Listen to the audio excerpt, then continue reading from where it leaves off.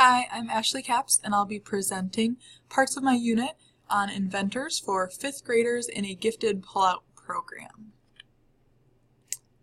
The first project or lesson plan that I'd like to share is my academic controversy. Basically, I asked students to have a mock debate where they were either assigned to be on the Thomas Edison team or the Louis LaPrince team. Both inventors have been credited with inventing the motion picture camera. So I asked students to create a slideshow on our Google Classroom site as a group that would convince me that their inventor was in fact the inventor of the motion picture camera. And after about 30 minutes working on that assignment, we present each one. And then I actually surprised the students by switching them onto the other team and asked them to now pretend like you're on the other team and create a second slideshow that's even better to convince me the other person invented it. So in this way, students are practicing their research skills, and they're also learning about history and social studies standards. And then in addition, they're working on synthesizing that information with technology into a presentation. After students have looked carefully at both sides and we've watched all the presentations, then we use Socrative.com for the students to cast a secret ballot where they vote for which inventor they actually believe invented the motion picture camera. And so the main objective of this is that they can identify the inventor of the motion picture camera and defend their reasoning. So those are those debate skills that we're talking about, and finding those supporting details, which is really closely aligned to the new Common Core standards. There are additional objectives that are also being accomplished. They're learning about famous inventors and inventions, which is a remember level in the Bloom's taxonomy. They have an understand level activity where they're explaining what the inventor's invention does and learning about the invention of the motion picture camera itself. And they should also be able to have the skill to explain how the inventor's work benefited the world, as well as the skill to research using reliable print and internet sources. This shows what my student handout looks like. I created one handout for the Louis LaPrince team and one handout for the Thomas Edison team. And because it was a half-an-hour assignment for each presentation, I did provide the students with 2 resources. One, an article about the inventor, and the second one is a copy of the film that they could view. And so that was a great starting point where the students could get most of their facts, although they were certainly not limited to these websites if they wanted to explore further. Once they had some notes down, they were able to go to our Google Classroom site and create their own slideshow as a team to defend who invented the motion picture camera. The students' slideshows can be viewed here.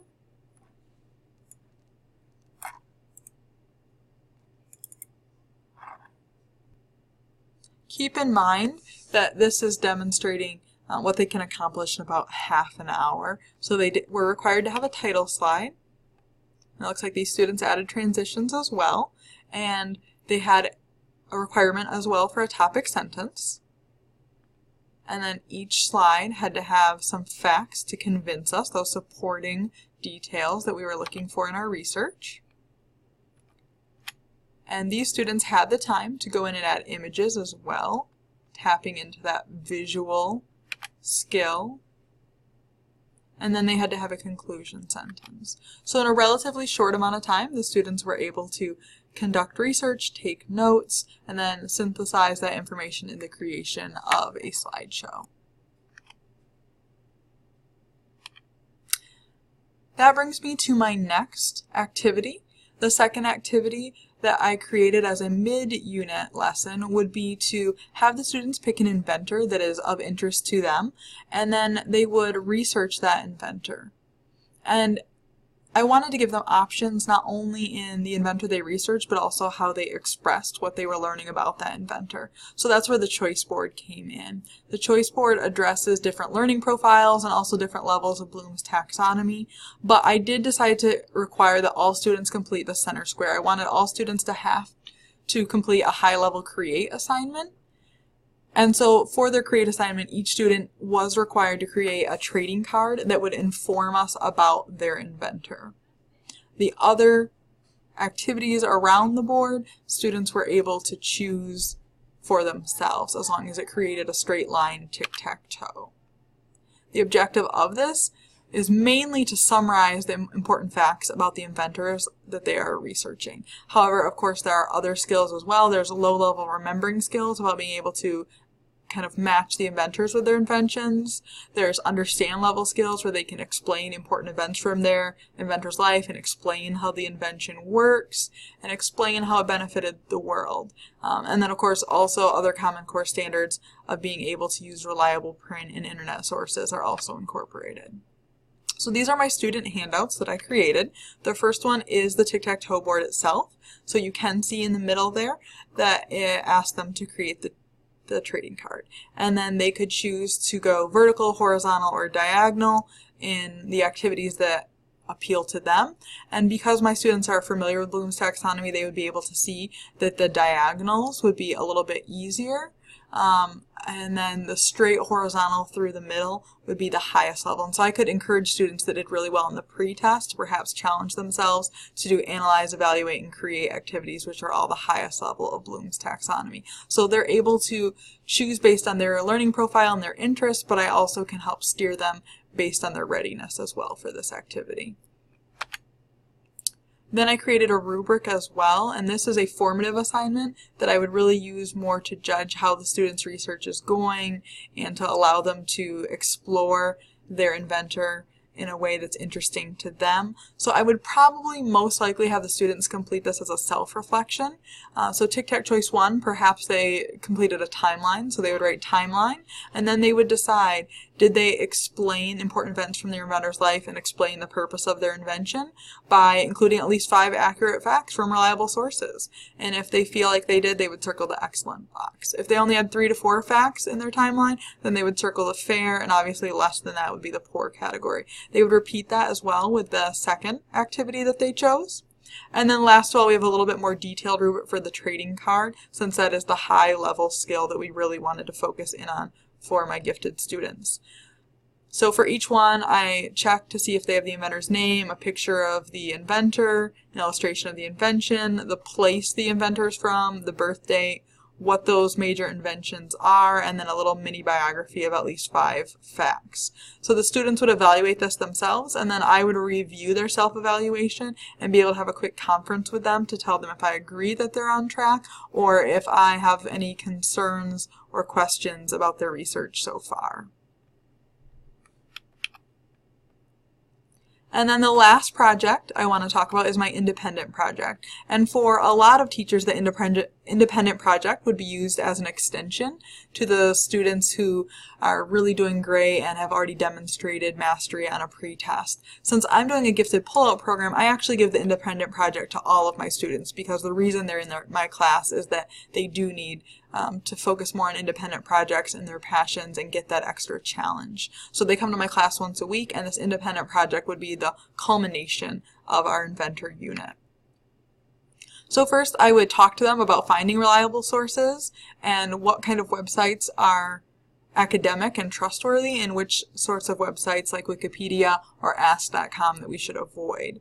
Then I would give the students a note card sheet that they would be able to take notes on. And then after they were done, they can actually start their project, which is where they would create a comic book all about their inventor. And this would cover the beginning, middle, and end of that person's life. So essentially they're creating a biography, but they're using technology, and it's a little bit more of a fun visual way to do a biography than just typing a paragraph. So they'll find images of their inventor to copy into the software, which is called Comic Life, and they can add narration boxes and dialogue boxes to really tell the story. And of course they must include not only the inventor's life, but also the invention that they created as well. When they are finished and have saved their comic book, then we print 2 copies, and they'll both be bound. One will be bound to send home, and then the other one will be added to our classroom library. And so if anyone does finish this activity early, then they can enjoy reading their classmates' comic books that are done as well. Here's an example that I created that shows how the software works. So they can create a title, they can use images from the internet, and then they add in their own narration and dialogue boxes as well, to basically tell the story, and that's their way of determining what's important, including the most important information from their research to share with the class. Some of the additional student handouts I created are here. I did create a contract and a log, but the ones that I've chosen to showcase for the purpose of this presentation is my Inventor research page, which I think, instead of just giving them blank note cards, kind of directs them to the type of information that will be most beneficial for them. And then they certainly are able to expand upon this. I definitely try to include some higher level questions, especially towards the end of this research page, and then I provide the students with additional note cards for any other information they might find. I do evaluate this for a grade. I consider this a summative assignment for them, so I assess their work for the whole unit by looking at this project. I have some of the most important goals on the left-hand side from our unit, such as I can identify famous inventors and their inventions. I also have I can explain the most important events of my inventor's life. That's testing their research skills. And then last of all, I can explain the purpose of my inventor's invention, and I can explain how my inventor's work benefited the world. So those are all things that are based on both Common Core English Language Arts standards and also Social Studies standards, as well as the next generation science standards. So all of those are woven together into those specific goals for the unit, and then I will evaluate each aspect if it was done in an excellent, fair, or a way that needs improvement. And those each have point totals. At the end, I'll total up the points for the student's final grade, but I do try to keep effective grades separate from that. So you'll see at the bottom here that you will notice that I do not give points for if the student stayed on task, and I don't give points for good grammar or neatness, but those are certainly things that I still talk to the students about and let the parents know about their progress on those things as well. So hopefully this has been a little introduction to my Inventors differentiated unit for my gifted pullout program, and you can see some of the things that my students in my 5th grade class are working on right now to incorporate higher level thinking and research and technology skills, while at the same time still addressing 5th grade standards for English language arts, also social studies and science woven in as well. I hope you enjoyed it. Thank you for your time.